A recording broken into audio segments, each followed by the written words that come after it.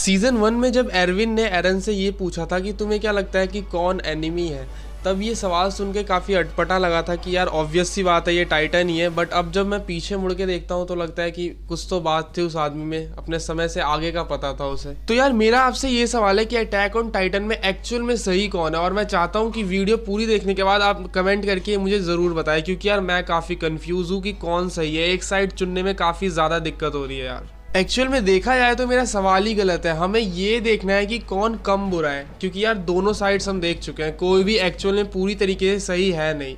और बात भी सही है यार, देखिए इस एनीमे में कोई भी रियली में ना कोई बैड गाइज है ना गुड गाइज है। ये अटैक ऑन टाइटन में जो लोग हैं वो इंसान है, और इंसान यही करते हैं, लड़ते हैं आपस में, एक दूसरे को काटते हैं, ईर्ष्या रखते हैं, जलन रखते हैं, लालच रखते हैं। लेकिन ये जो उनकी कमियां हैं यही उन्हें इंसान बनाती हैं। तो अब जब इस कीचड़ में उतर ही चुके हैं तो चलिए शुरू से शुरू करते हैं। तो शुरुआत में हमें लगता था कि टाइटन्स जो है हमारे मेन एनिमी है, मेन विलन्स है इस शो के।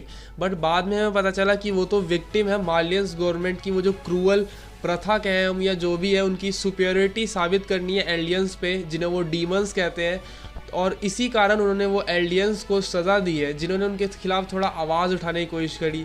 अब मैं चाहता हूँ कि एक बार आप अपने आप को टाइटन्स की जगह रख के सोचें। वो मतलब पहले आदमी थे, बाद में उन्हें टाइटन्स बना दिया गया, और अनंत काल तक इटर्निटी के लिए उनको ह्यूमंस को मतलब मारने का काम दे दिया गया एक तरीके से।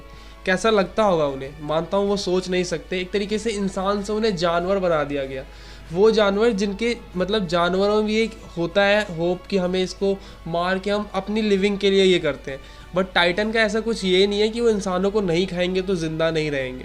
तो फिर क्यों खाते हैं टाइटन्स ह्यूमंस को? अब इसको थोड़ा हम एक तरीके समझे, इसको अगर मैं ऐसे पुट करूं कि वो जो टाइटन्स है, अगर वो 9 टाइटन शिफ्टर्स में से किसी एक को खा ले तो वो अपनी ह्यूमैनिटी को वापस गेन कर सकते हैं, वापस इंसान बन सकते हैं। और कौन ऐसा नहीं चाहेगा? इसके चक्कर में वो सभी को खाने का काम कर रहे हैं। ये मुझे काफ़ी क्रूअल लगता है मार्लियन गवर्नमेंट की ये जो वो कर रहे हैं। इसलिए मैं ना चाह के भी उनके साइड हो ही नहीं पा रहा यार। तो क्या मार्लियंस है वो जो मेन विलन? अब देखिए उन्होंने एनी, राइनर, बेर्टोल्ट से हंड्रेड्स ऑफ एल्डियन को मरवाया, मतलब जो उन्हीं की जाति के थे उनको ये मिशन दिया। और अगर वो इस मिशन को डिसऑबे करते तो उनके साथ क्या होता, उनकी फैमिली को भी टाइटन्स बना दिया जाता। प्लस यार वो उस समय बच्चे थे, समझ रहे हैं, और बच्चों को ये वॉर में झोंकना काफ़ी मतलब एक गलत काम है, काफ़ी क्रूएलिटी है। राइनर ये सोच के एल्डिया गया था कि जब वो वहाँ से वापस आएगा अपने मिशन को पूरा करके तो उसे एक सम्मानित मार्लियन का दर्जा मिलेगा, और वो जो एक मार्लियन का इलाका है वहाँ पे अपने माँ बाप के साथ खुशी से रह पाएगा, जहाँ उनके साथ भेदभाव ज़्यादा नहीं किया जाएगा। बट हम आर्म बैंड को देख चुके हैं, भेदभाव तब भी होता है। एनी हमेशा ये बोलती रहती थी कि वो वापस आके अपने पिता के साथ खुशी से रहेगी। अब बात करते हैं यार एल्डियंस की, तो हाँ इन्होंने भी काफ़ी क्रूअर चीज़ें करी हैं। अब बात करें जो सबसे पहला वाला किंग था, उसके तो मैं चाह के भी उसको जस्टिफाई नहीं कर सकता, वो तो पक्का विलन है भाई, ये सारा रायता उसी का फैलाया हुआ है। बट लगभग 100 साल, पिछले 100 साल से ये एकदम आराम से रह रहे थे, कोई लड़ाई झगड़ा नहीं था, अपने वॉल के अंदर खुशी से रह रहे थे। अमीर गरीब का जो भी फ़र्क था ठीक था, लेकिन कुछ ऐसा भसड़ नहीं हो रहा था टाइटन्स और ह्यूमंस के बीच में। बट हुआ क्या, इन्होंने मार्लियंस ने हमला करवा दिया, अटैक करवा दिया वॉल के अंदर वाले लोगों पे। एक तरीके से उनको गुनाहों की सज़ा मिल रही है जो उन्होंने किए भी नहीं है, उनके एंसेस्टर्स ने किए। तो क्या ये सही है?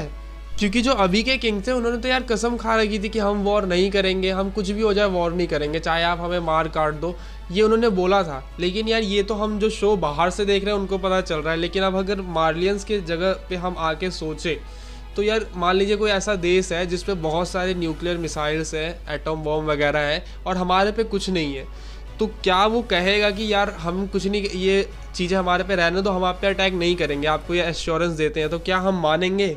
बिल्कुल नहीं मानेंगे। और ऐसा मतलब सारे जो उसके अलावा जो बाकी देश है वो अपना एक गुट बना के उस पर हमला करेंगे, ये जाहिर सी बात है। बट मार्लियंस का मोटिव इसमें भी थोड़ा डार्क टाइप का है। वो चाहता है टाइटन्स की पावर को ख़त्म करना नहीं, वो टाइटन्स की पावर को गेन करके वर्ल्ड का जो है सबसे पावरफुल एक नेशन बनना चाहता है, वर्ल्ड को वो भी रूल करना चाहता है। जो काम एल्डियंस ने किया था पहले, एल्डियंस किंग ने पहले किया था, वो एक तरीके से मॉडर्न वर्ल्ड में मार्लियंस करना चाहते हैं। देखो यार हर जो न्यू जनरेशन है ना अपनी प्रीवियस जनरेशन से पूरी तरीके से अलग होती है, और ये सेम चीज़ अप्लाई होती है एल्डियंस पे। उनको तो यार कोई आइडिया भी नहीं था उनकी एग्जिस्टेंस के बारे में, उनके एंशियंट हिस्ट्री के बारे में कि ये चल क्या रहा है। उनको तो बस लगता था कि ये वॉल के अंदर ही ये दुनिया सीमित है, बाहर सारे लोग टाइटन्स बन चुके हैं। एक तरीके से हम उन्हें अगर एलियंस में ना भी गिने तो ये कोई गलत नहीं होगा। भाई जिनको कुछ पता ही नहीं है पुराना ये सब क्या चक्कर है, खुशी से रह रहे हैं अमीर गरीब जो भी है, तो मेरे तरफ से तो ये कुछ गलत नहीं था। पर बाद में उन्हें पता चला कि वॉल के बाहर भी एक दुनिया है जो उनसे घृणा करती है, बस ये चाहती है कि वो पूरी तरीके से नष्ट हो जाए। और इस चीज़ ने अपने प्रोटैगनिस्ट एरन को पूरी तरीके से चेंज कर दिया। यार जो एरन के पे जो बीती है ना, मतलब जो फर्स्ट एपिसोड में उसकी माँ के साथ हुआ था, अगर ऐसा कुछ मैं देखूँ ना तो मैं ओबितो ऐसा बन के पूरी दुनिया ख़त्म करने पर उतरा हूँ। सॉरी गाइस, भावनाओं में बह के मैं अटैक ऑन टाइटन से नारुतो में चला गया था, बट टॉपिक से नहीं भटकते हैं। बात कर रहे थे हम एरन की। तो एरन एक सिंपल सा लड़का था, उसका एक सिंपल सा गोल था कि जो उसकी माँ मरी थी और जो उसका जो गांव तबाह हुआ था उसका बदला लेना है उसे टाइटन से। सारे टाइटन्स को दुनिया से ख़त्म कर देना है, दुनिया को एक रहने लायक जगह बनानी है। बट जब उसे सच्चाई पता चली, जब उसने हिस्टोरिया के हाथ को चूमा था, उसे सारी सच्चाई पता चली।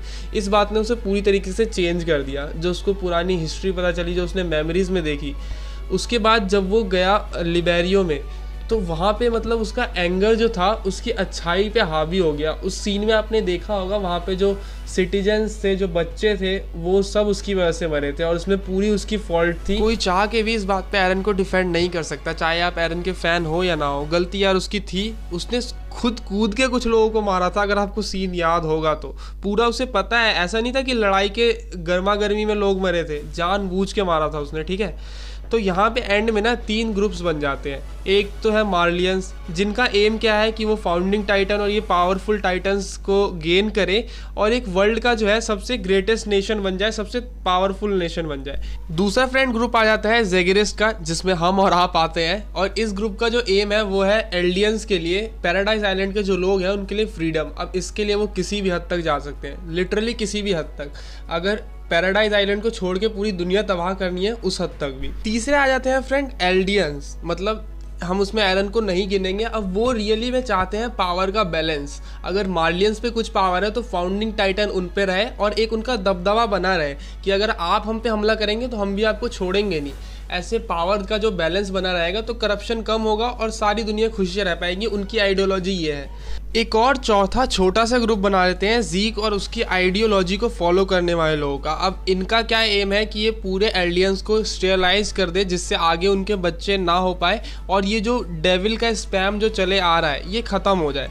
दुनिया से जो ये 2000 साल का जो ब्लड शेल्ड है ये पूरी तरीके से ख़त्म हो जाए। भले हम आगे रहे या ना रहे, जो लोग आगे आ रहे हैं ऑब्वियस सी बात है वो हमारे वंशज नहीं होंगे, बट वो खुशी से रहें। ये दुनिया में जो ये खून खराबा चल रहा है बस ये ख़त्म हो जाए।